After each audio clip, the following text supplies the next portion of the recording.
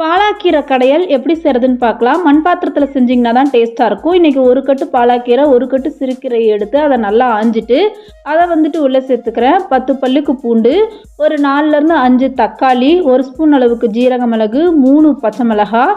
அடுத்ததாக தேவையான அளவுக்கு மஞ்சத்தூள் சேர்த்திக்கோங்க. கொஞ்சமாக விளக்கெண்ணெய் ஊற்றிக்கோங்க.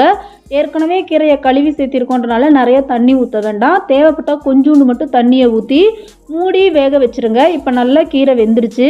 இப்போ இதில் கொஞ்சமாக புளி எடுத்து அதையும் இதுக்குள்ளே சேர்த்திக்கோங்க.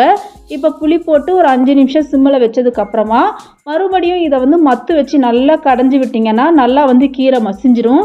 இப்போ இதுக்கு நம்ம தாளிப்பு கொடுக்க போகிறோம். அதுக்கு ஒரு பாத்திரத்தில் எண்ணெய் ஊற்றி கொஞ்சமாக ஜீரக மிளகு, கடுகுளுத்தம் பருப்பு, வடகம் சேர்த்திக்கோங்க. ஒரு 4-5 வரமிளகாய் சேர்த்துக்கோங்க. சின்ன வெங்காயத்தை நிறைய அரிஞ்சு சேர்த்திக்கோங்க. கருப்பில் கொத்தமல்லி சேர்த்தி அந்த தாளிப்பு எடுத்து இதுக்குள்ளே கொட்டி ஒரு கடை கடைஞ்சி எடுத்திங்கன்னா சூப்பரான கடை